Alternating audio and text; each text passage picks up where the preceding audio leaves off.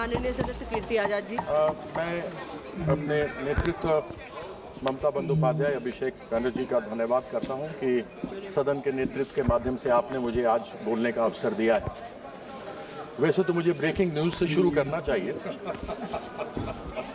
क्योंकि अयोध्या में जो भगवान श्री राम का मंदिर बना है, वहाँ की सीता रसोई में चूल्हा नहीं जल रहा है। वहाँ पर भी गैस की कमी के कारण से अयोध्या के अंदर श्री राम मंदिर में भोजन प्रसाद बनना बंद हो चुका है। यह परिस्थिति है और संभवतः संज्ञा इसका मंत्री जी लेंगे। अभी माननीय मंत्री जी ने कहा कि अंतर्राष्ट्रीय संकट है। मैं मानता हूं अंतर्राष्ट्रीय संकट है, लेकिन अभी 2 दिन पहले माननीय प्रधानमंत्री जी ने एक वक्तव्य दिया था कि कांग्रेस के लोग झूठ बोल रहे हैं, लोगों को बरगला रहे हैं, देश में कोई संकट नहीं है। अब वो बरगला रहे हैं या नहीं बरगला रहे मुझे मालूम नहीं। मैं इतना जानना चाहता हूं कि यदि देश में संकट नहीं है, ऐसा प्रधानमंत्री ने कहा है, तो 65 रुपए प्रति सिलेंडर गैस के दाम क्यों बढ़ाए गए हैं? गरीब आदमी के ऊपर मार क्यों मारी जा रही है? इस विषय के ऊपर सरकार में कोई जवाब देने को तैयार नहीं। आदरणीय जो मुझसे पहले सत्ता पक्ष की तरफ से बोल रहे थे कि सोने के दाम बढ़ रहे हैं। अरे सोने के दाम से मुझे क्या मतलब? मुझे तो मतलब उस गैस सिलेंडर से है जो गरीब आदमी तक के घर तक में जाती है और उसके घर का चूल्हा जलता है। वह बात दूसरी है कि 9 करोड़ गरीब लोगों ने दूसरी बार सिलेंडर जब फ्री में दिया गया था नहीं लिया, क्योंकि 1100-1200 रुपए कीमत उसकी बन चुकी है। ऐसी परिस्थिति में मैं क्या कहूं, मुझे समझ नहीं आता। और साथ ही साथ तो मैं यहाँ सभी लोग बैठे हुए हैं, सब जानते हैं और ये पूरा सदन जानता है कि हमारे माननीय प्रधानमंत्री जी का जो सोच है वह आविष्कार के बारे में सोचते हैं। और यदि जो 2017 में प्रधानमंत्री जी ने कहा था, यदि उसको यह सरकार मान लेती, रिसर्च एंड डेवलपमेंट कर देती, यदि सप्लीमेंट्री बजट नहीं अगर मेन बजट में भी पैसा दे देती, तो आज गटर गैस से वो सारी कमी पूरी हो सकती थी जिस गटर गैस के बारे में प्रधानमंत्री जी ने बात किया। सब घर के नीचे गटर है, सब गटर में डालो। कैसे बताया था, पाइप डाला, कैसे बर्तन उल्टा किया, छेद किया और उसमें से निकलता तो पैसा भी बचता। इतना हमें आयात करने की आवश्यकता नहीं पड़ती। अब यह तो सभी जानते हैं कि यहाँ पर डीएमके के लोग भी बैठे हैं, यहाँ तेलंगाना से भी कांग्रेस के लोग भी बैठे हुए हैं, केरला के भी लोग बैठे हैं लेफ्ट के। बंगला विरोधी ही केवल यह सरकार नहीं है। जहां 21 राज्यों में इनकी सरकार है, चाहे अपनी हो या मिलीजुली एनडीए की हो, वहां पैसा पूरा केंद्र का शेयर मिलता है, लेकिन इन 4 राज्यों में नहीं मिलता क्योंकि कहते हैं यूटिलाइजेशन सर्टिफिकेट नहीं मिला। और मैं आपको बंगाल के बारे में बताना चाहता हूं कि आज जो आप ये सप्लीमेंट्री डिमांड का लेकर आए हैं, यह लगभग 2 लाख करोड़ का है।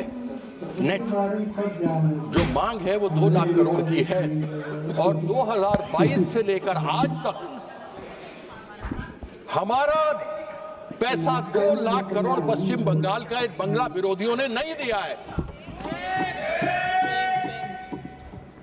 ये बोलते हैं हमें उपयोगिता प्रमाण पत्र चाहिए, यानी यूटिलाइजेशन सर्टिफिकेट। इनको यूटिलाइजेशन सर्टिफिकेट दी गई, यूटिलाइजेशन सर्टिफिकेट दे देते हैं, उसके बाद ये जवाब नहीं देते, 6 महीने के बाद कुछ और कर देते हैं। और आज ये खड़े हुए इन्होंने जिस प्रकार से बंगाल के लोगों को दबाने का प्रयास किया है, एक चीज समझ लें कि बंगाल के लोग डरने वाले और दबने वाले नहीं हैं। पहले भी मुंह की एक 2021 में खाई थी, 2026 में भी खाने वाले हैं। और मैं आशा करता हूं कि चीफ इलेक्शन कमीशन को भी इन्होंने पैसा कुछ दिया होगा, क्योंकि सुप्रीम कोर्ट ने कहा है कि कुछ रिटायर्ड जजेस को लगा और पैसा आप दो।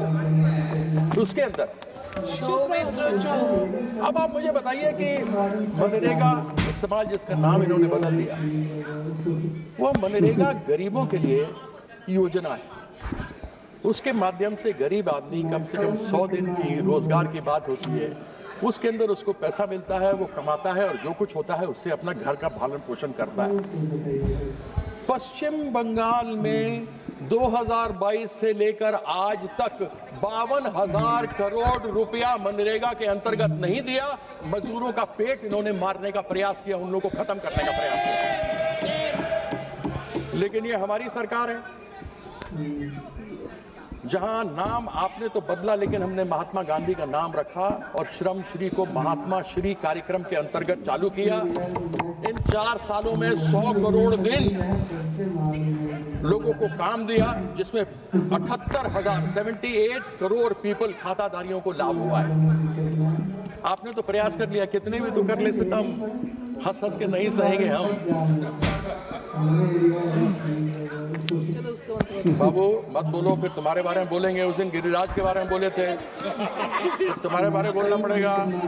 मत बोलो बेटा, मत बोलो, बेटे की तरह हो, मत बोलो, मत बोलो।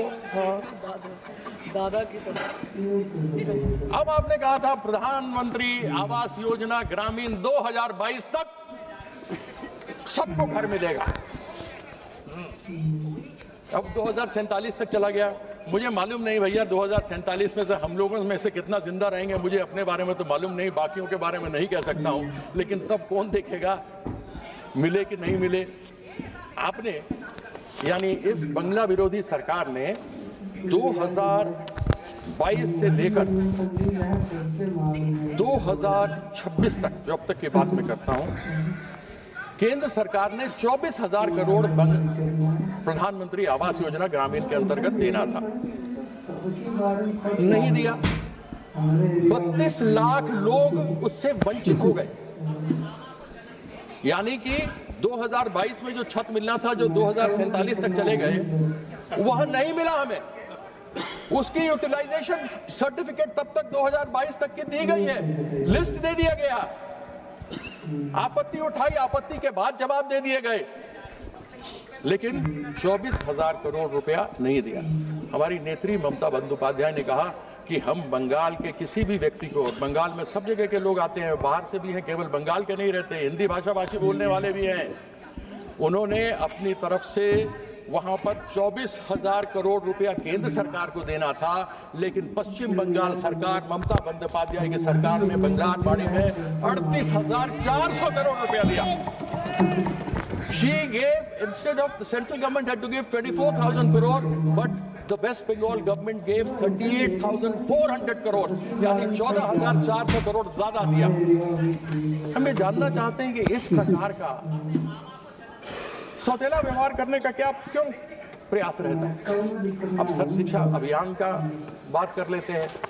अब आजकल तो अधिकतर आप देखिए तो मोस्टली जितने लोग यहाँ भी जानने वाले बैठे हैं, अधिकतर तो ज्ञान व्हाट्सएप यूनिवर्सिटी से ही मिलता है। आजकल नया यूनिवर्सिटी आ गया है, गलगोटिया यूनिवर्सिटी। आजकल तो लोग ज्ञान वहीं से ले रहे हैं, गलगोटिया के। और वहां पर हमको विकसित भारत में लोगों को पढ़ाना लिखाना है। इस समग्र शिक्षा अभियान के अंदर 19,000 करोड़ रुपया हमारे बच्चे बच्चियों को नहीं दिया। हम विकसित भारत बना रहे हैं या अशिक्षित भारत बनाने का प्रयास कर रहे हैं। बंगाल का बच्चा, बंगाल की बच्ची बिना पढ़े लिखे नहीं रहेगा। और वहां इस प्रकार के कार्यक्रम वहां की सरकार ममता बंदोपाध्याय ने किए हैं कि कन्याश्री, रूपोश्री जैसे कार्यक्रम है। कन्याश्री को तो यूनाइटेड नेशन यूनिसेफ ने अवार्ड दिया है, जिसमें 18 साल की बच्चियों को जब 11वीं 12वीं पास करती हैं तो 25,000 रुपए उनके खाते में डायरेक्टली डाले जाते हैं। ये है पश्चिम बंगाल। मुद्दई लाख बुरा चाहे तो क्या होता है, वही होता है जो मंजूर खुदा होता है। जो 21 में हुआ वही 26 में भी होने वाला है। आप प्रयास कुछ भी कर लीजिए, आप सफल नहीं होने वाले कुछ भी। अरे अभी तो 5 मिनट भी नहीं हुए मैडम, मैं तो चिट्ठी देख के कर रहा हूँ। अध्यक्षा महोदया, इतना ज्यादा भी कंप्लीट कर लीजिए।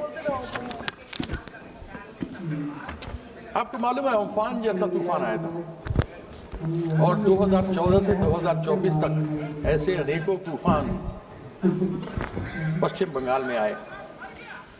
हमने डिजास्टर मैनेजमेंट के माध्यम से इन 10 सालों में 43,500 करोड़ रुपए डिजास्टर मैनेजमेंट में मांगा था।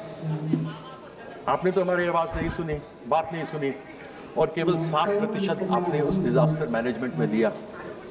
लेकिन पश्चिम बंगाल की सरकार ने अपने बलबूते जितने भी लोग अस्थायी हो गए थे, जिनके घर उजड़ गए थे, जिनका काम उजड़ गया था, उन सबों को वापस लाकर स्थापित कर दिया, जिससे कि उन लोगों को कोई तकलीफ ना हो।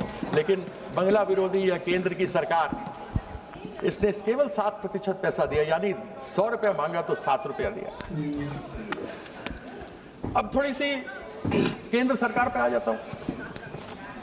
एनएच जाता है बंगाल में, जितने भी एनएच है, वैसे तो एक बार माननीय अश्विनी वैष्णव जी हैं, मेरा उनसे कोई विरोध है नहीं। मैं खत्म कर रहा हूँ, मेरे को आपने 10 मिनट का समय है, मैंने 6 मिनट बोला है, मैं 4 मिनट में और बात खत्म कर दूंगा, मैं 9 में ही खत्म कर दूंगा। मैंने उनसे एक प्रश्न पूरा हो गया समय। मैंने उनसे प्रश्न पूछा कि आपने अमृत भारत स्टेशन स्कीम के अंतर्गत पश्चिम बंगाल में 101 स्टेशन को क्रमित करने का लक्ष्य दिया था, लेकिन 2023 से 2026 3 साल हो गए, केवल 3 हुए। तो मैंने उनसे ये प्रश्न पूछा, माननीय मंत्री जी हैं, सभा में हैं, संभवतः जो सभापति थे, क्योंकि हल्ला हो रहा था, वो सुन नहीं पाए कि उनका जवाब। मैंने उनसे पूछा था लंदन, वो बात कर रहे थे Tokyo, looking London talking Tokyo. कहने लगे यहां ऐसे नहीं हुआ, वहां ऐसे नहीं हुआ। अरे ये बताइए ना, 101 में केवल 3 क्यों हुए? उसका जवाब नहीं था। अब मैं इसके अंदर क्या उनसे पूछूं? NH 19 मेरे यहाँ जाता है, अभी 14 तारीख को सुना है कि माननीय प्रधानमंत्री जी मेरे क्षेत्र में उसका उद्घाटन करने वाले हैं। NHAI के चेयरमैन आए थे, पिछले साल बोल के गए थे कि टूटा फूटा नष्ट ध्वस्त पुल वहां पर है और इसके ऊपर कार्य नहीं होना चाहिए। वहां पर कोई अशोका बिल्डकॉन करके कंपनी है, वो चलती है, मर्जी से किए जा रही है। आजकल तो स्पेस टेक्नोलॉजी से काम हो रहा है, ड्रोन से सड़कों को देखा जा रहा है कैसे काम करना है। उसी प्रकार से पालसित और दानकुनी, वहां का पूरा का ब्रिज नीचे गिर गया, और इन सबों का जा रहे हैं माननीय प्रधानमंत्री जी। मुझे बड़ी प्रसन्नता है, कुछ तो मिल गया एक बार फिर से इनके बारे में बोलने के लिए। जितना कुछ कहना था वो तो कह दिया। अब केंद्र सरकार की PSUs है, मैं खत्म कर रहा हूं। केंद्र सरकार के अनेकों PSUs हैं। मेरी कॉन्स्टिट्यूंसी बर्धमान दुर्गापुर, ये मैं दुर्गापुर क्षेत्र की बात कर रहा हूं। अनेकों बार बात करते हैं विकसित भारत, आत्मनिर्भर भारत। अभी जो समस्या हुई है उसके कारण से हमको फर्टिलाइजर की समस्या होने वाली है, API की समस्या होने वाली है, गैस की समस्या हमको होने वाली है। हमारे यहाँ HFCL था, हिंदुस्तान फर्टिलाइजर कॉर्पोरेशन लिमिटेड, जो हल्दिया में था और यहाँ था। वहाँ पर 1000 एकड़ जमीन पड़ी हुई है। उस 1000 एकड़ जमीन के अंतर्गत यदि आप चाहते तो फर्टिलाइजर प्लांट शुरू कर सकते थे। हिंदुस्तान ऑप्थेल्मोलॉजिकल ग्लास लिमिटेड वहां पर है, वहां पर मेटल्स एंड मिनरल्स कॉर्पोरेशन है। वहां पर इस प्रकार के अनेकों केंद्र सरकार के जो बेकार पड़े हैं, और राज्य सरकार कहती है कि आप कृपया या तो आप उसके ऊपर काम शुरू कीजिए या हमें वापस दीजिए, जैसे कि हम अपनी इंडस्ट्री खड़ी कर। Thank you.